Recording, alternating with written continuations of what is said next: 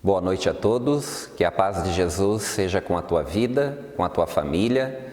É com alegria que estamos aqui, mais um domingo, para cultuar a Deus juntamente com você, juntamente com a sua família, compartilhar com você uma palavra do coração de Deus ao teu coração e espero que haja uma expectativa da parte de Deus para ouvir a palavra do Senhor, para ouvir a palavra de Deus e que em nome de Jesus seja uma palavra que direcione você ao propósito de Deus, ao coração de Deus, à vontade de Deus, para que você possa viver uma vida plena, uma vida feliz, a vida que o Senhor tem para você. Eu quero convidar você, juntamente comigo, para dirigir a Deus um momento de oração e peça para Ele falar ao teu coração, compartilhar verdades que guiem você nesse tempo, nesse período e que em nome de Jesus seja um tempo precioso, esse momento onde estaremos compartilhando a palavra de Deus. Pai, nós nos colocamos diante de Ti nesse momento, Te agradecemos pela oportunidade que o Senhor nos dá de estarmos aqui mais um dia para ouvirmos, meditarmos na Tua palavra. E a minha oração, Senhor, é que cada um dos Teus filhos, cada um, Senhor, dos nossos amigos, irmãos, cada um, Pai, que nesse momento, Pai, ora juntamente comigo, possam receber a Tua palavra nos seus corações e serem guiados pelo Teu Espírito a toda a verdade, Pai, a serem guiados pelo Teu Espírito, Senhor, a Tua vontade, ao Teu propósito, para que possam viver, Senhor, a vida que o Senhor tem para cada um deles, em o nome de Jesus. Eu quero convidar você a abrir a sua Bíblia no Evangelho de Lucas, capítulo 15, e vamos ler a partir do versículo 11, é a parábola do filho pródigo. É uma história, uma parábola que muitos conhecem e eu quero compartilhar com você. Eu quero hoje falar a respeito de duas expressões que nós encontramos aqui nessa parábola, que o filho mais novo daquele pai, ele acaba falando e eu quero meditar então com você a respeito dessas expressões. E então do dá-me, que ele diz ali no versículo de número 12 e depois no verso de número 19, quando ele diz faça-me. O que acontece desse momento do dá-me até o faça-me? E eu quero compartilhar ao teu coração nessa noite. Então acompanhe a leitura da palavra, ela diz assim: E disse, um certo homem tinha 2 filhos, e o mais moço deles disse ao pai: Pai, dá-me a parte da fazenda ou da herança que me pertence. E ele repartiu por eles a fazenda. E poucos dias depois, o filho mais novo, ajuntando tudo, partiu para uma terra longínqua e ali desperdiçou toda a sua herança, toda a sua fazenda, vivendo dissolutamente ou irresponsavelmente. E havendo ele gastado tudo, houve naquela terra uma grande fome, e começou a padecer necessidades. E foi e chegou a um dos cidadãos daquela terra, o qual mandou para apacentar os porcos nos seus campos, e desejou encher o seu estômago com as comidas que os porcos comiam, e ninguém lhe dava nada. Caindo em si, disse: Quantos trabalhadores do meu pai têm abundância de pão e eu aqui pereço de fome?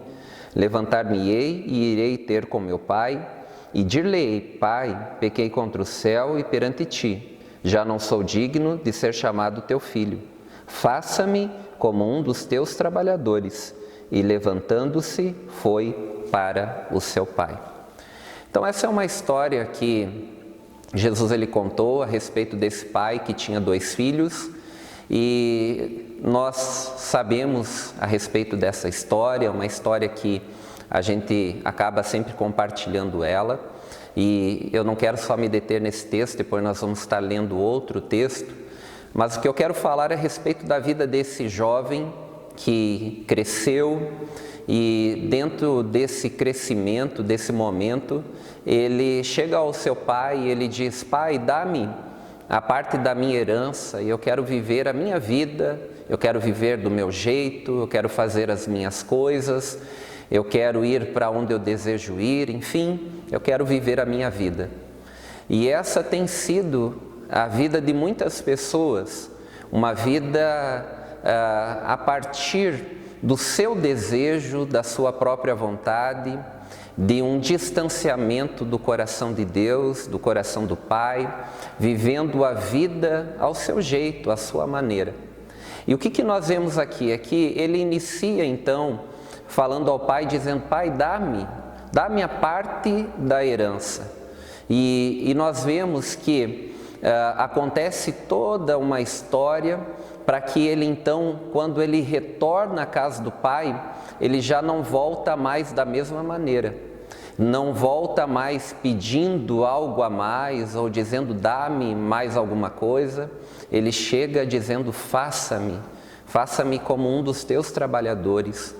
Então, o que acontece entre esse momento que ele diz dá-me, até o momento que ele retorna e ele diz ao pai: faça-me? Nós vemos então uma decadência aqui. No versículo 12 diz que o filho mais novo então diz ao pai: pai, dá-me a parte que me pertence. E então o pai repartiu entre eles a sua herança. O que nós vemos aqui? Nós vemos uma independência.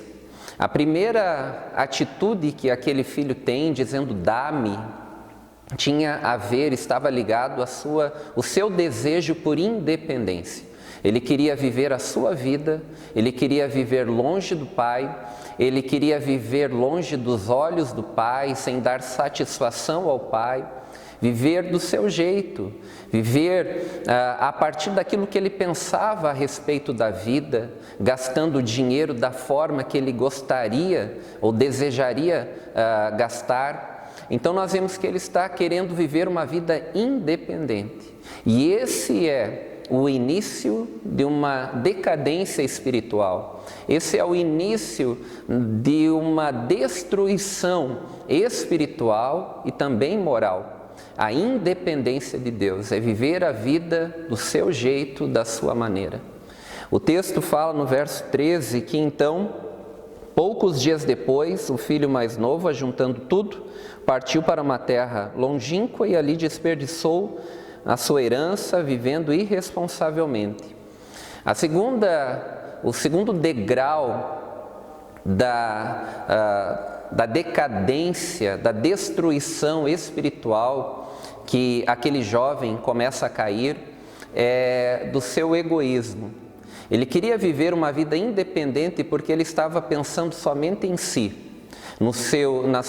querendo viver a sua própria vontade, viver para os seus prazeres, seus deleites, seus desejos.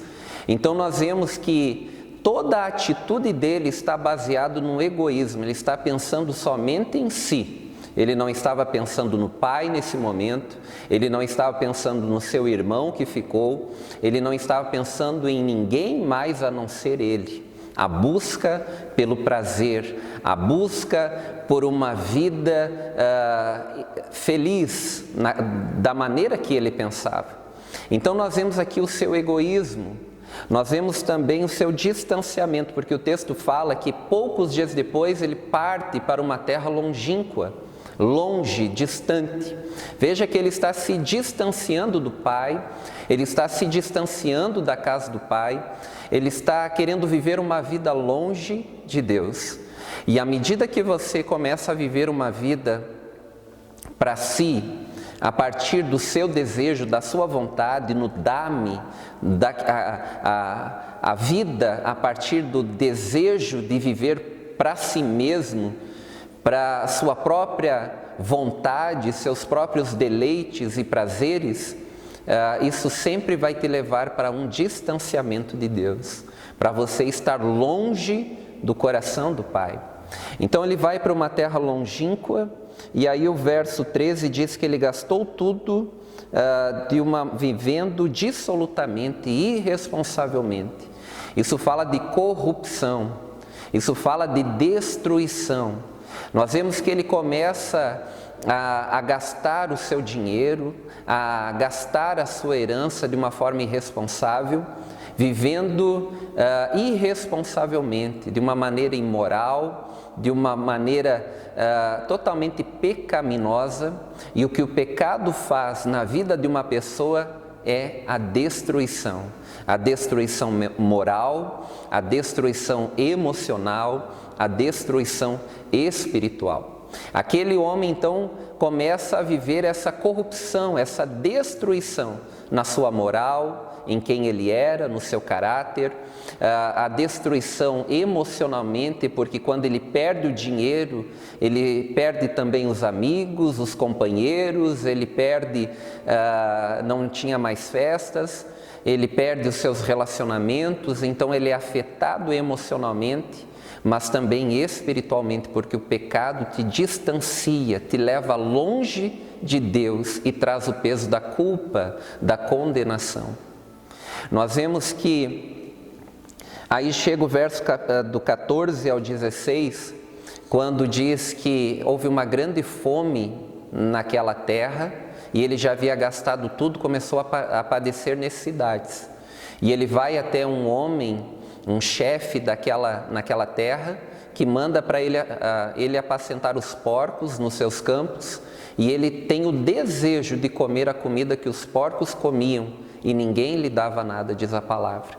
Nós vemos a miserabilidade, a humilhação que esse jovem chega, no momento que ele gasta tudo, que ele perde tudo, e então o quão miserável é a situação que ele se encontra, o quão humilhado ele está, vivendo de uma maneira que nem condições de se alimentar ele tinha, de comprar comida ele tinha. E nós vemos que isso é o que nos leva, o lugar que nós chegamos, quando nós queremos viver uma vida longe do Pai, a partir do nosso desejo, da nossa vontade. O dá-me revela isso. É uma vida que eu quero viver do jeito que eu quero, fazer as coisas que eu quero, na hora que eu quero, totalmente independente, indiferente da vontade de Deus ou da palavra de Deus. O grande problema é que quando nós começamos a viver uma vida desse jeito, quando nós vivemos uma vida na carne, voltado somente para os prazeres da carne, ela pode ser divertida por um tempo, por um momento, mas nós precisamos saber que um dia, um momento, a conta, ela vai chegar. A Bíblia ela fala lá em Gálatas capítulo 6, no versículo 7 e 8, dizendo que Deus não se deixa escarnecer. Tudo que o homem semear, certamente colherá. Aquele que semeia na carne, colherá corrupção, destruição, mas o que semeia no Espírito, colherá vida. A Bíblia fala em Romanos capítulo 8, versículos 5 e 6, dizendo que aquele que é inclinado para a carne, aquele que vive na carne é inclinado para as coisas da carne. Aquele que vive no Espírito é inclinado para as coisas do Espírito. E a carne vai gerar morte e o Espírito, vida e paz. A escolha, a semeadura é você que escolhe. Alguém disse que nós podemos escolher a nossa semente, mas nós não podemos escolher a nossa colheita. Então, quem escolhe o que plantar, o que semear, é você. E quanto mais você alimentar a tua carne, maior será a conta. Quando você vai a um restaurante, você pode comer o que você quiser. Você pode pedir o que você quiser. Quando você vai numa lancheria, você pode pedir os lanches, a comida que você quer, a quantidade que você quiser. Mas quanto mais você se alimentar, maior será a conta. E a conta para esse jovem aqui, para esse filho que se distanciou do pai, chegou. A Bíblia fala no verso 14 que então houve fome, que ele gastou tudo e que ele começou a padecer necessidades. O que nós vemos aqui nesse texto é que aquele menino, aquele jovem, o dia da conta, o momento da conta chegou. Ele perdeu tudo, gastou tudo, houve fome e começou a padecer necessidades. O que nós entendemos aqui nesse texto é que entre esse tempo do dá-me, que é a vida à minha maneira, dá-me o que eu quero viver a vida do meu jeito, fazer as coisas do meu jeito, na hora que eu quero, é uma vida de ilusão. Nós vemos que enquanto ele quis viver desse jeito, dessa maneira, o que resultou nele foi uma destruição espiritual, foi uma fome espiritual, foi o texto deixa muito claro que houve fome, padeceu necessidades, porque a vida no dá-me, do meu jeito, na minha vontade, não satisfaz. Nada, absolutamente nada vai satisfazer a sua vida a não ser Deus. A Bíblia ela fala lá no livro de Provérbios, capítulo 30, no versículo de número 15, que diz que a sanguessuga tem duas filhas, dá e dá. O que o texto está falando ali, está falando a respeito de uma vida que quanto mais você se alimenta ou busca alimentar os seus prazeres, os seus deleites carnais, isso não vai ser o suficiente. Quanto mais você dá, mais a fome vai aumentar, nunca vai se saciar completamente. Então nós vemos que aquele jovem estava vivendo uma ilusão. Por isso houve uma grande fome, e a fome aqui fala de uma fome espiritual, porque nós nunca encontraremos nada que vai satisfazer completamente a nossa vida a não ser a presença de Deus, o coração de Deus, o coração do Pai. Se você viver essa vida, a vida do teu jeito, na tua vontade, alimentando só as inclinações, os desejos da tua carne, saiba que haverá uma grande fome, uma fome espiritual enorme, que nada, não há pecado, não há nada que venha satisfazer completamente a sua vida, somente a presença de Deus. E aí começa o tempo da restauração, quando ele muda do dá-me para o faça-me. E aí o verso 17 diz, caindo em si, disse, quantos trabalhadores do meu pai têm fartura de pão e eu aqui pereço de fome? Então, o início da restauração desse jovem é quando ele reconhece o seu erro, o seu pecado, que o erro que ele teve foi sair da casa do pai, se distanciar do pai, viver uma vida independente do pai, e ele reconhece isso. Nós não conseguimos convencer alguém, por isso que a Bíblia diz que é o Espírito Santo que convence o homem do pecado, da justiça e do juízo. E a minha oração, o meu desejo nessa noite é que o Espírito convença você. Não é o teu pai, não é tua mãe, não sou eu como pastor, não é ninguém que vai convencer o teu coração a não ser Deus. E naquele momento ele cai em si, há um reconhecimento, a mudança começa pelo reconhecimento das nossas falhas, mas também da nossa carência por Deus. O texto diz que ele então, no verso 18, levantar-me-ei e irei ter com meu pai, dir-lhe-ei, pai, pequei contra o céu perante ti, já não sou digno de ser chamado teu filho, faça-me como um dos teus trabalhadores. O segundo passo que ele dá aqui é de arrependimento, porque não há como você voltar para Deus sem arrependimento. Você precisa se colocar num lugar de reconhecimento dos seus erros, mas de arrependimento, de conversão, de correção daquilo que está errado. Nós vemos que ele não está voltando para trás no sentido de voltar ao pecado, voltar à velha vida, mas ele está retornando agora para a casa do Pai, para o coração do Pai e arrependido. O arrependimento é o passo que nos leva para retornarmos ao coração de Deus. E aí o verso 20 diz, e levantando-se foi para o seu pai.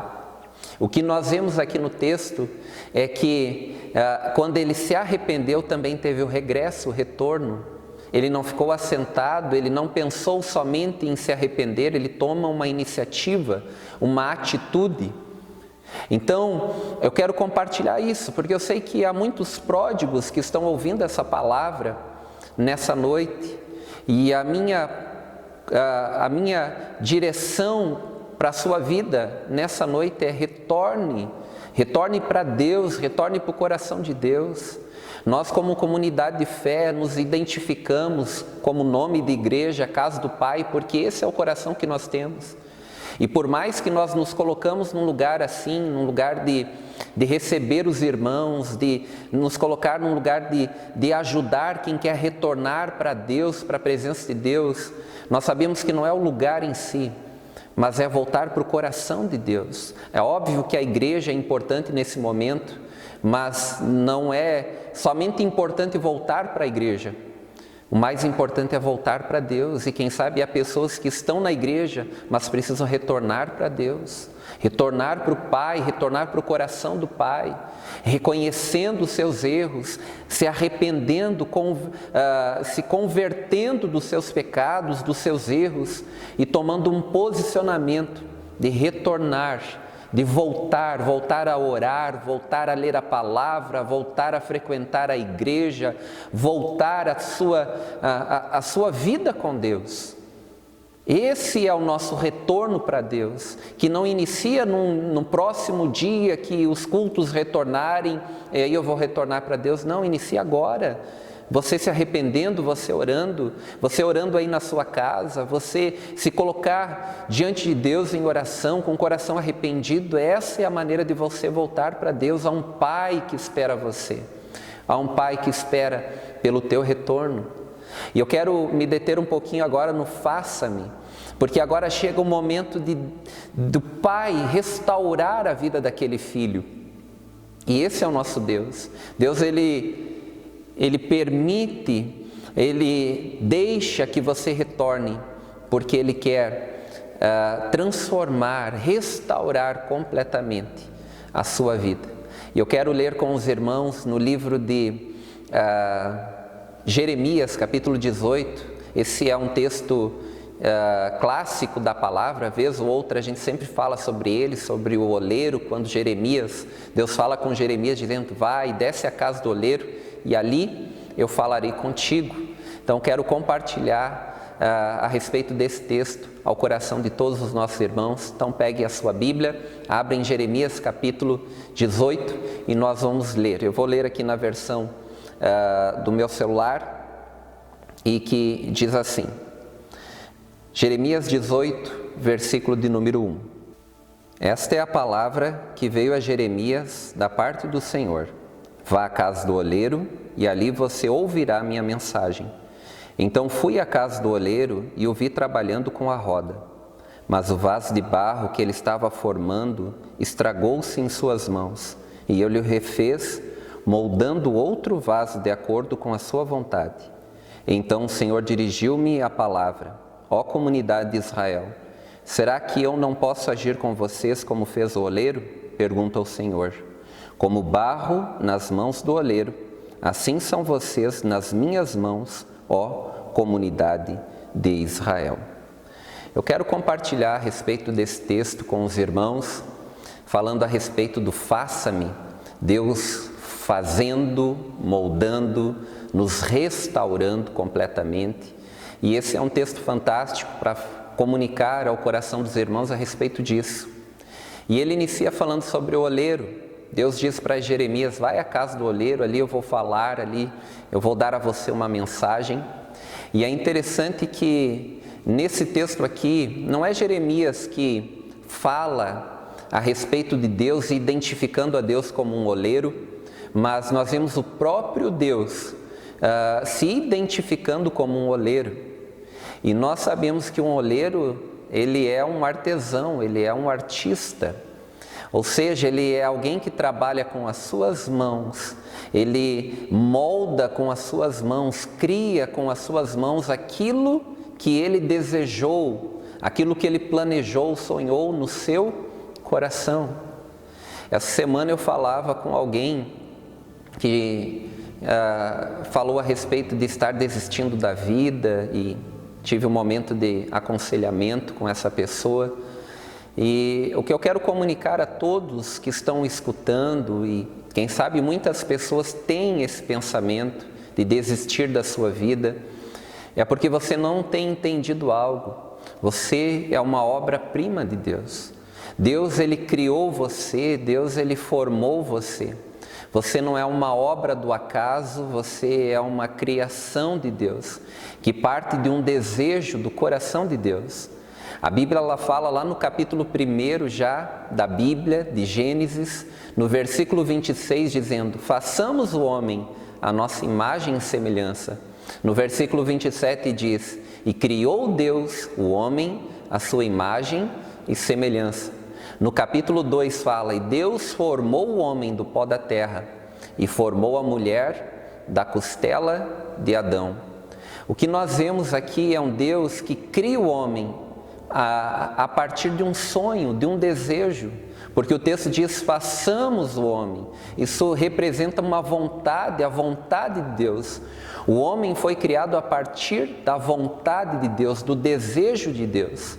E foi por isso que Ele criou o homem, e não só criou, a Bíblia fala que Deus formou o homem com as suas mãos.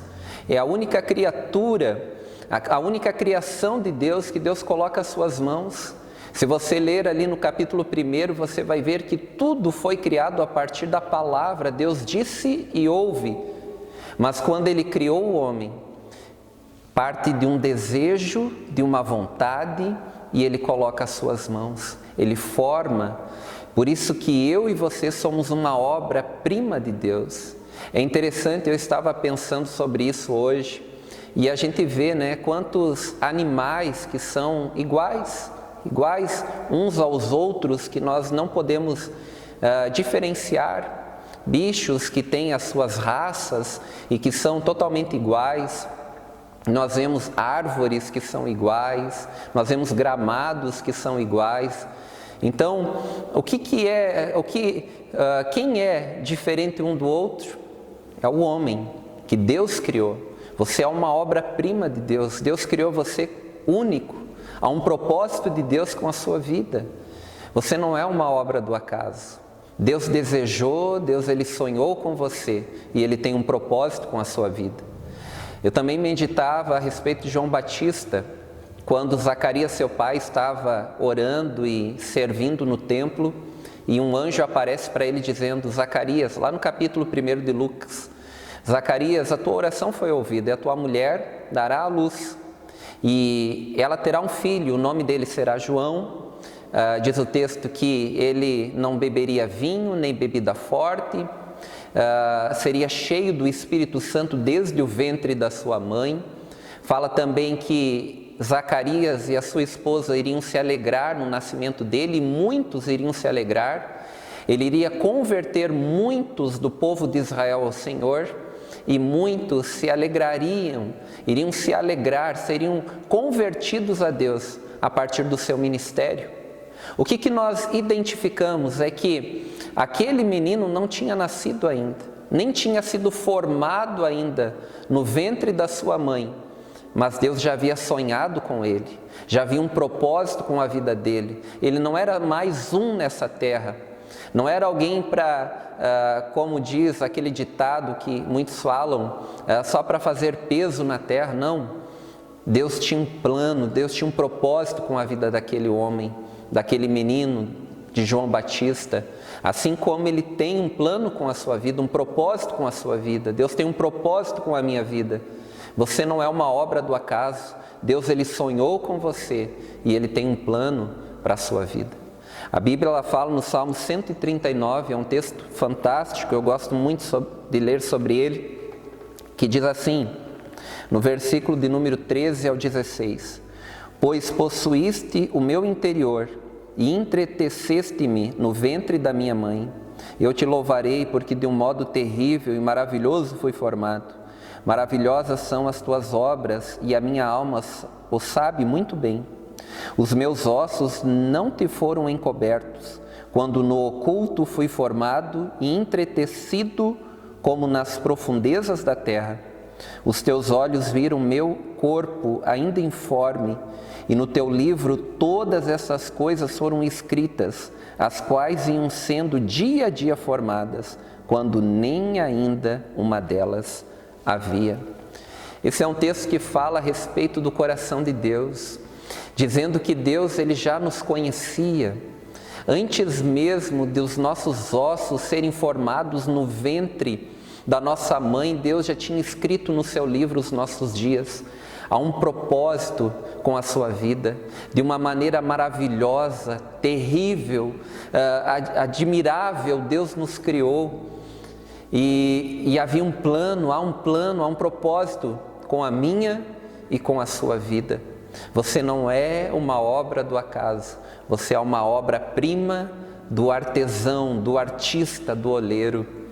É interessante que quando nós meditamos a respeito disso, nós vemos que Deus ele se coloca nesse lugar de oleiro, porque Ele é um artesão que dedica tempo na criação do seu vaso, na criação da sua obra.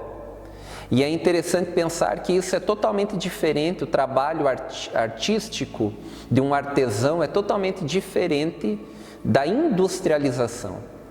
Quando um artesão ele faz a sua obra, a sua arte, é algo único. Não há outro igual, porque ele fez com as suas mãos. Mas na industrialização, o que é feito? É feito em série, várias coisas iguais e em série. E essa é a grande diferença. O artesão ele constrói, ele cria algo único. Aquilo que o artesão ele faz, ele por dedicar tempo, esforço e por ter todo o trabalho dele naquilo que ele está criando, isso é agregado valor, se torna valoroso, valioso, diferente daquilo que é industrializado. Por ser feito em série, justamente é feito em série rápido para se perder o valor, para ser menor o preço, menor o valor. E nós vemos que o oleiro, o artesão, ele dedica tempo, revelando paciência, revelando que ele cuida dos detalhes, que há uma dedicação, que isso para ser construído leva tempo e isso gera qualidade, enquanto na industrialização, nas indústrias, é algo feito rapidamente. O que eu quero dizer com isso é que Deus ele se identifica como um oleiro e Ele está trabalhando na minha vida, Ele está trabalhando na sua vida. Você precisa permitir que Ele continue formando, continue moldando você, para que você se torne aquilo que Ele sonhou, aquilo que Ele desejou, para que você seja. A Bíblia ela não fala só sobre o oleiro, ela fala sobre o vaso, que ele estava fazendo o vaso. E Isaías 64, verso 8 diz: Tu és o nosso Pai, ou seja, aquele que nos ama, que nos cuida. Nós somos o barro, Tu és o oleiro. Todos nós somos obras das Tuas mãos. Se você acha que ali no capítulo 18 de Jeremias falava só sobre o povo de Israel, aqui já deixou muito claro que é eu e você. Nós somos as obras-primas de Deus. Ele é o nosso Pai. Efésios capítulo 1 diz que Deus, Ele nos predestinou para a adoção como filhos de adoção por meio de Cristo, segundo o beneplácito da sua vontade. Ou seja, antes da fundação do mundo, o desejo de Deus é que você seja o seu filho, que eu seja filho de Deus. Esse é o propósito de Deus com a nossa identidade, com quem nós somos de fato. E esse texto é fantástico, diz: Tu és o nosso Pai, nós somos o barro, Tu és o oleiro, todos nós somos obras das Tuas mãos, nós somos obra-prima das Tuas mãos. Nós nascemos num desejo, e o desejo de Deus. Quem sabe você seja o resultado de uma noite dos seus pais, ou quem sabe você nem conheça os seus pais. Mas o que eu quero te dizer é que por mais que você, na tua mente, tenha sido um erro dos seus pais, você não foi projetado ou planejado pelos seus pais, eu quero te dizer que o seu Pai Celestial sonhou e planejou a sua vida, Ele sonhou, há um propósito. A tua origem não é a barriga da sua mãe, é o coração do Pai Celestial. Ele ama você e Ele desejou ter você e há um propósito com a sua vida. E é interessante que o texto fala lá em Jeremias, no verso 4, que enquanto Jeremias estava lá na olaria e aquele oleiro fazia o vaso se quebrou nas mãos do oleiro. E aqui fala a respeito de quando o vaso quebra. Eu quero abrir um parênteses aqui para dizer que, e eu não acho que não conheço ninguém que durante a sua vida não tenha passado por isso, vai se quebrar. Em algum momento a gente vai quebrar algo na nossa vida, às vezes é relacionamento, às vezes é no trabalho, na vida financeira, enfim, não tem ninguém que passe pela vida sem ser quebrado em algum momento, em alguma situação, mas a grande questão é aonde você está quando é quebrado. Esse vaso aqui se quebrou nas mãos do oleiro. A grande diferença é de o vaso quebrar ou a nossa vida quebrar em algum momento é onde nós estamos. Você não quer dizer que se você estiver na presença de Deus você não vai quebrar. A grande questão é que se você estiver na presença de Deus, saiba que Deus ele vai reconstruir, restaurar, restituir algo que foi quebrado ou perdido na sua vida. O grande problema é se quebrar longe de Deus. É se quebrar fora das mãos de Deus, do cuidado de Deus. Então, o primeiro ensino a respeito de quebra aqui, de quebrar, de rachar, é você entender que você precisa continuamente estar na presença de Deus. Estar na presença de Deus não quer dizer que você não vai quebrar um dia, mas quer dizer que será muito mais fácil o processo da restauração, por estar na presença de Deus. E eu quero que você acompanhe ali para nós entendermos o porquê que aquele vaso quebrou. Verso 4 diz: mas o vaso de barro que ele estava formando estragou-se em suas mãos, e ele o refez, moldando outro vaso de acordo com a sua vontade. Ou seja, por que aquele vaso quebrou? Aquele vaso quebrou porque ele não estava conforme a vontade de Deus. Essa é uma grande questão aqui. Os vasos às vezes quebram porque não estão de acordo com a vontade de Deus. Nós precisamos viver a vontade de Deus. Romanos 12, verso 2 diz que nós precisamos passar por uma renovação de entendimento de mente para experimentar a boa, a agradável e a perfeita vontade de Deus. Há uma vontade de Deus, e quando Ele percebe que você não está vivendo conforme a vontade dEle, tenha certeza que vai quebrar, em algum momento vai quebrar, seja na presença dEle ou fora da presença dEle. Fora da presença dEle é mais certo ainda que vai quebrar.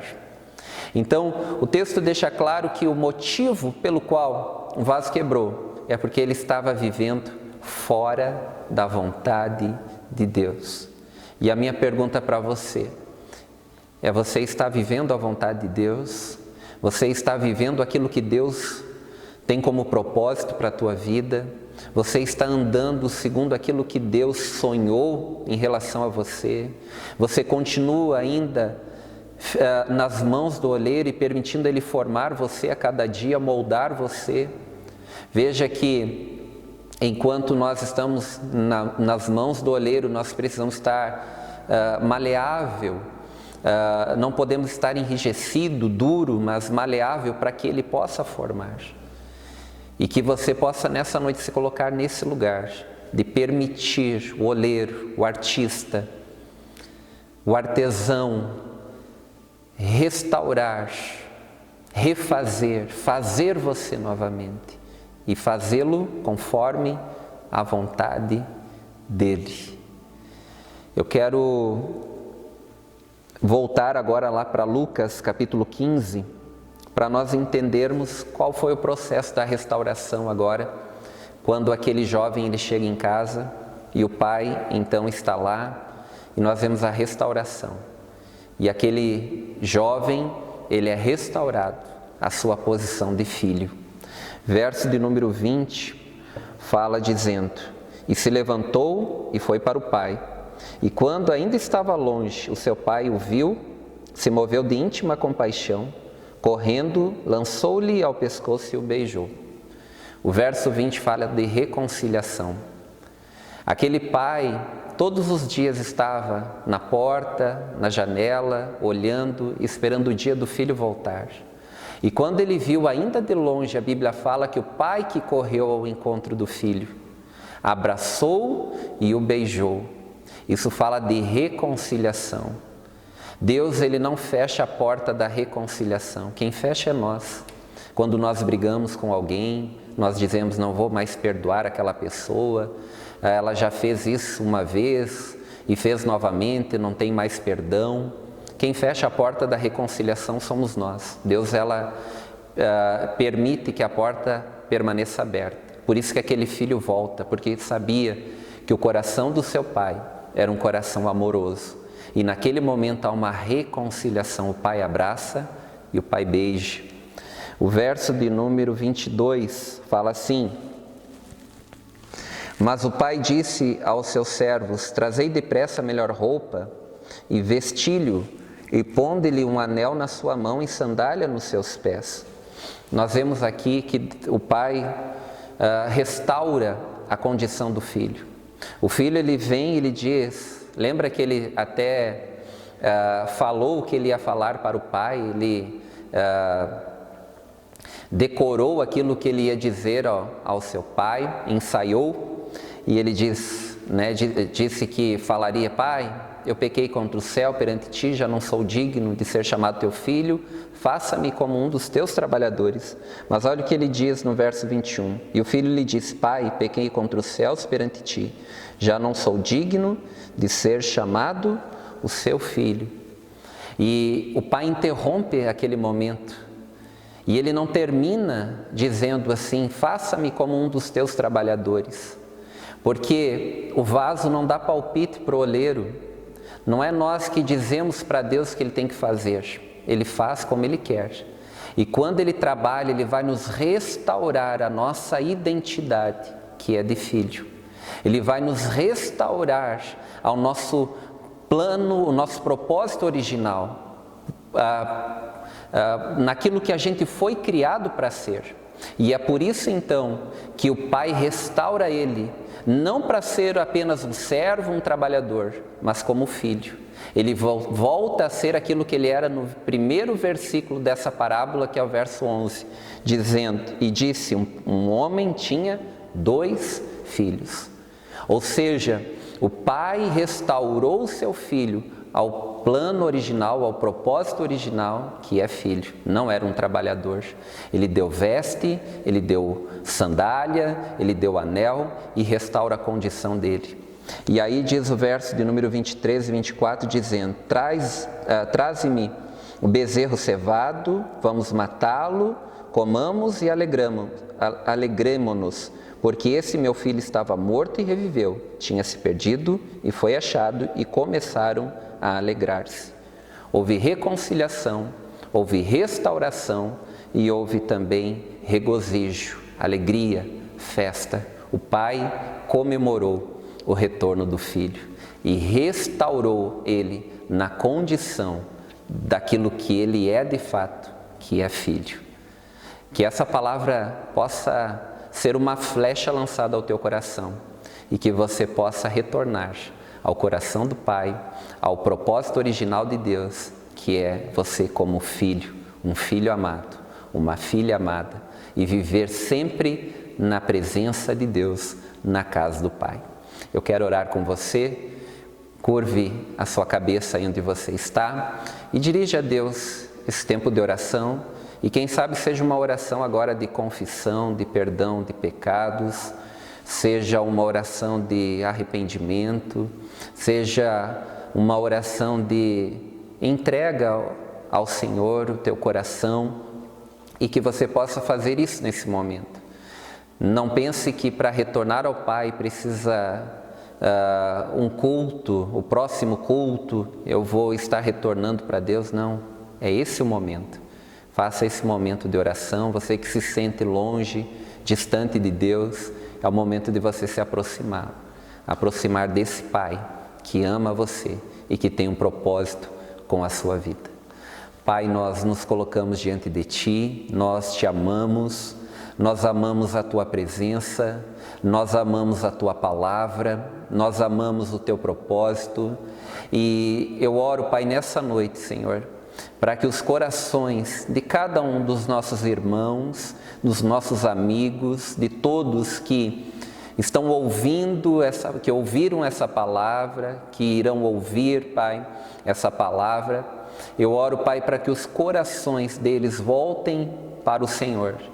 Eu sei, Deus, que eu não tenho condições nenhuma de converter ninguém e de convencer ninguém, mas o Teu Espírito tem. E eu oro para que o Teu Espírito possa convencer nesse momento do pecado, da justiça e do juízo, da gravidade do pecado, daquilo que o Senhor quer nos conduzir, para o caminho que o Senhor quer nos conduzir, que é um caminho de justiça e do juízo, Senhor, que um dia todos nós estaremos diante de Ti, para estarmos diante do Senhor, para ouvirmos de Ti, para nos aproximarmos, para entrarmos no gozo eterno, na alegria eterna, ou para nos afastarmos eternamente de Ti.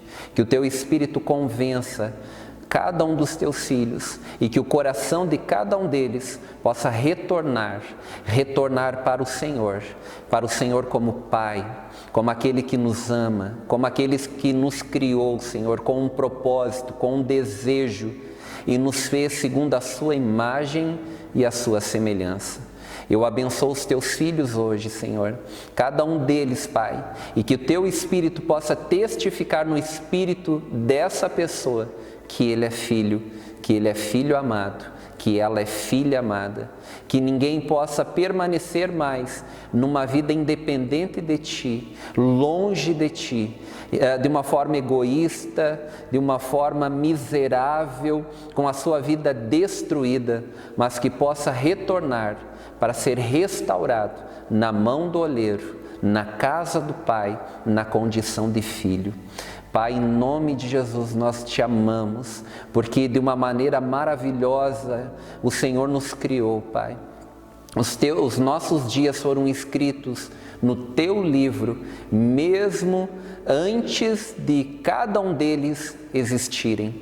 Nós Te amamos, Senhor, porque há um propósito, um plano com a nossa vida, Senhor. Eu abençoo cada um dos Teus filhos e que cada um, Pai, possa receber nessa noite uma medida de graça e que haja no coração deles, Senhor, um despertar de um desejo intenso pela Tua presença, pela Tua palavra, uma fome pela Tua palavra e que possam retornar, Senhor, ao Teu coração nessa noite, em nome de Jesus. Que essa palavra ela continue falando ao teu coração e que esse seja um dia especial na tua vida. É o dia do retorno para a casa do Pai, é um dia de retorno para as mãos do oleiro. Um grande abraço, amo você, amo a sua vida, Deus ama você, Deus ama a sua vida.